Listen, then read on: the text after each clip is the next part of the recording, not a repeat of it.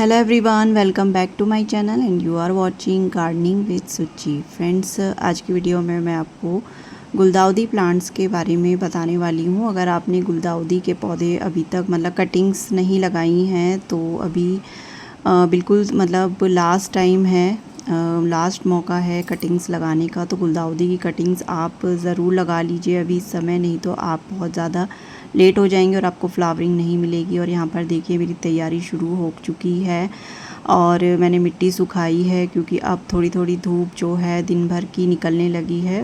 मौसम का हाल आप देख सकते हैं कि बादल अभी भी छाए हुए हैं, लेकिन अभी जो धूप है वो काफ़ी तेज़ है। तो मैंने यहाँ पर मिट्टी सुखाई हुई है, पॉट्स खाली कर रही हूँ मैं। अब विंटर सीज़न की तैयारियाँ अब हमको करनी पड़ेगी धीरे धीरे, तभी हमारा जो विंटर गार्डन है वो फूलों से भर जाएगा। तो फ्रेंड्स, सबसे पहले विंटर सीज़न में खिलने वाले जो फूल होते हैं गुलदाउदी के होते हैं, जिनकी तैयारी हम जून जुलाई अगस्त से करना शुरू कर देते हैं। तो सबसे पहले तो आपको कटिंग से लगानी है। मैंने यहाँ पर देखिए काफ़ी सारे गुलदाउदी के पौधे लगाए हुए हैं और अब आपको इनमें क्या काम करना है। अगर आपने गुलदाउदी की कटिंग्स लगा ली हैं तो फ्रेंड्स वही मैं आप लोगों के साथ शेयर करूँगी। तो फ्रेंड्स, सबसे पहले जब आप कटिंग्स लगा लेते हैं तो पहले तो रेत में कटिंग लगाते हैं तो बहुत अच्छे से आपकी जो कटिंग है वो चलती है। मैंने जितनी भी कटिंग्स रेत में लगाई हैं वो बहुत अच्छे से उनमें रूट्स बनी हैं।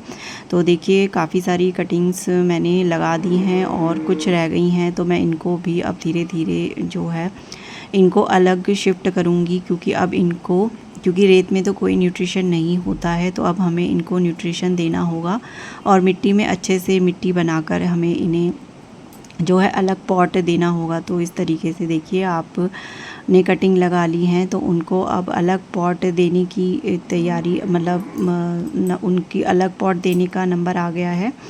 तो देखिए यहाँ पर मैंने एक बैग निकाला था, लेकिन ये मेरा देखिए गल गया है बैग, तो इसमें मिट्टी सारी निकल गई, तो मैं इसको अब नहीं यूज़ करूँगी।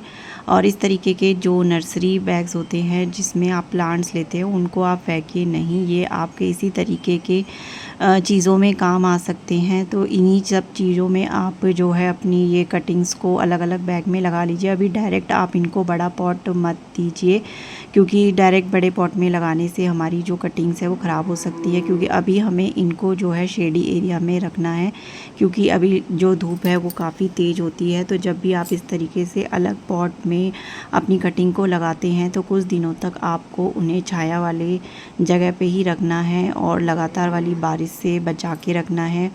तो मैंने भी पहले ही काफ़ी सारी कटिंग लगा दी थी और उनको मैंने डायरेक्ट पानी में नहीं रखा है, क्योंकि जिन जिन पौधों को मैंने डायरेक्ट पानी में रख दिया था वो सभी मेरी ख़राब हो गई थी। क्योंकि लगातार वाला पानी जो नई सीडलिंग्स नई कटिंग्स होती हैं उनको ख़राब कर देता है। तो इस तरीके के छोटे छोटे पॉली बैग में लगाकर आप उनको कहीं पर भी किसी भी शेडी एरिया में रखकर उनकी केयर कर सकते हैं। तो यहाँ पर देखिए मैंने उसी मिट्टी से 2 पॉली बैग और भर लिए हैं। तो ये जो नर्सरी बैग होते हैं मैं कभी भी फेंकती नहीं हूँ, इसी तरीके की चीज़ों में ये काम आते हैं। अगर आपके पास इस तरीके के नर्सरी बैग नहीं हैं तो आप जैसे घर में कोई भी जैसे आटा चावल चीनी चाय पत्ती के छोटे छोटे जो पैकेट होते हैं 1 kg के, हाफ़ kg के, तो उनको भी आप जो है ड्रेनेज होल बनाकर आप उनका भी यूज़ इस तरीके से कटिंग्स लगाने में, इस तरीके की छोटी छोटी सीडलिंग्स लगाने में कर सकते हैं। तो देखिए बाकी की जो कटिंग है वो थोड़ी हिल गई है, तो मैं इनको इस तरीके से दबा कर अच्छे से, और ये तो मैंने कल ही लगाई थी तो मैं इसको निकाल कर दूसरी जगह पर इस तरीके से आप पानी डाल दीजिए, ताकि जो भी आपकी मिट्टी हिली है रूट से वो सेट हो जाएगी। तो पानी डालकर इस तरीके से आपको छाया वाली जगह पर रखना है। तो इसको भी मैं कहीं ना कहीं लगा दूँगी। तो पहला काम तो आपको ये करना है, और दूसरा काम आपको ये करना है कि अब जो कटिंग्स आपने पहले लगाई हुई हैं उन सभी को आपको फ्रेंड्स अब जो है धूप में रख देना है, क्योंकि अब इनकी जो रिक्वायरमेंट है वो धूप की है। जितना आप इनको अच्छे से धूप में रखेंगे तो ये उतनी ही अच्छी ग्रोथ करेंगे। तो देखिए मैंने सभी पौधों को इस तरीके से यहाँ पर धूप में रख दिया है और धूप में रखने के बाद अब आपको करनी होगी इनकी पिंचिंग। तो देखिए इस तरीके से ये जो है वो एक ऊपर पूरा मतलब सीधा जा रहा है लंबाई में, तो इसकी हमें पिंचिंग करनी है। ऊपर से आप टिप काट देंगे तो साइड साइड से इस तरीके से देखिए जो है नई नई ब्रांच निकलेगी। तो और जो नई ब्रांच निकलेगी उनकी भी आपको पिंचिंग करनी है, क्योंकि अभी इसमें फ्लावरिंग का टाइम नहीं है। अभी जो ये पौधा है वो अपनी ग्रोथ पकड़ेगा, क्योंकि अभी तक रेनी सीज़न में इनकी ग्रोथ नहीं होती है, सिर्फ इनकी कटिंग लगाई जाती है। और अब जैसे जैसे धूप होगी और इनको धूप मिलेगी और जो टेम्परेचर में जो है कमी आएगी, उसकी वजह से ये इनका जो सूटेबल इनको क्लाइमेट मिलेगा तो अब ये ग्रोथ करेंगे। तो जितनी ज़्यादा इनमें ब्रांचेस होगी उतनी ही ज़्यादा इसमें जो है फ्लावरिंग होगी, उतनी ज़्यादा इसमें बर्ड्स बनेंगी। तो अभी हमारा जो काम है वो है पिंचिंग करने का। तो आप अब सभी पौधों की अपनी पिंचिंग करते रहिए और कम से कम 3 से 4 बार आपको पिंचिंग करनी होगी। पिंचिंग करने से आपका पौधा घना होता रहेगा। और अब जो आपने इस तरीके से देखिए, अब मैं इनको धूप में रख रही हूँ क्योंकि अब इनको धूप चाहिए, तो ये चीज़ें आपको करनी है। और इस तरीके से पॉली बैग में लगाया हुआ है तो आपको जो है बहुत आसानी से आप इनको उठाकर कहीं पर भी रख सकते हैं। बारिश आती है तो आप इनको हटाकर जो है दूसरी जगह भी रख सकते हैं इस तरीके से। तो अब वैसे अब ज़्यादा बारिश नहीं हो रही है, लगातार वाली बारिश नहीं हो रही है, धीरे धीरे बारिश जो है वो कम होती चली जाएगी। तो अब जो है इस तरीके से आपको अपनी गुलदाउदी में ये सभी काम करने हैं। और अब जो है फ्रेंड्स इसमें एक प्रॉब्लम और आती है, जैसे जैसे इसमें ग्रोथ होगी तो आप इस तरीके से गुड़ाई भी करते रहिए अपने पौधे की। जो पौधे आपने जो है पॉट्स में इस तरीके से लगा दिए हैं, डायरेक्ट पॉट में लगा दिए हैं, तो उनकी आप गुड़ाई करते रहिए। और नेक्स्ट काम आपको ये करना है कि इस तरीके से आप अपने पौधे को नीचे से बिल्कुल साफ़ रखिए।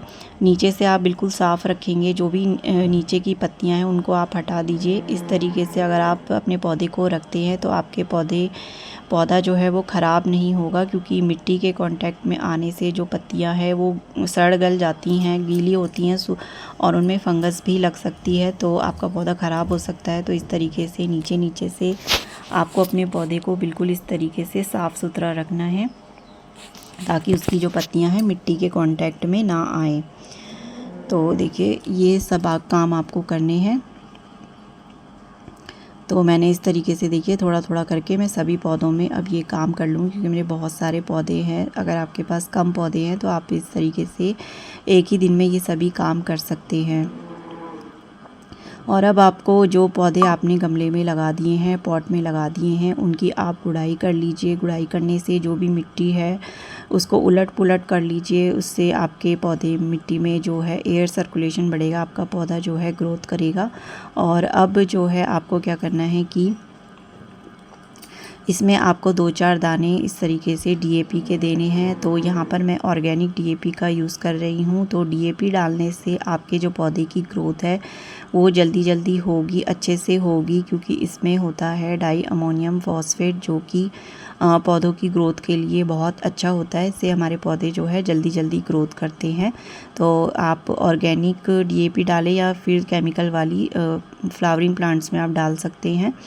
तो इस तरीके से आपको डालना है। बीच बीच में आप अपने पौधों को अब लिक्विड फर्टिलाइज़र भी दे सकते हैं, जिसमें कि गोबर की खाद, किचन वेस्ट का जो लिक्विड फर्टिलाइज़र है वो आप दे सकते हैं। और देखिए अब हमारे पौधे में इस तरीके की प्रॉब्लम आनी शुरू हो जाएगी। जो इस तरीके के काले रंग के कीड़े होते हैं, मिलीबग कहते हैं इन्हें। तो काले रंग के जो ये कीड़े हैं ये अब आपके पौधे में, सभी पौधों में आपके ज़रूर होंगे। तो इनको हटाने के लिए आप इन पे जो है नीम ऑयल का छिड़काव कर लीजिए, या फिर जो लिक्विड डिटर्जेंट होता है, लिक्विड सोप होता है, उसको भी आप पानी में घोल के उसमें थोड़ा सा बेकिंग सोडा डालकर आप हर 15 दिन में इनमें छिड़काव कर सकते हैं। तो इस प्रॉब्लम से आपको छुटकारा मिल जाएगा। तो बस फ्रेंड्स यही थी मेरी आज की छोटी सी शेयरिंग। ये सभी काम आप अपनी गुलदाउदी के कटिंग्स में ज़रूर करिए, तो आपको अच्छा रिज़ल्ट मिलेगा। वीडियो पसंद आए तो प्लीज़ वीडियो को लाइक, चैनल को सब्सक्राइब ज़रूर कर दीजिएगा। मिलते हैं नेक्स्ट वीडियो में किसी नए टॉपिक के साथ। तब तक के लिए bye bye friends, happy gardening.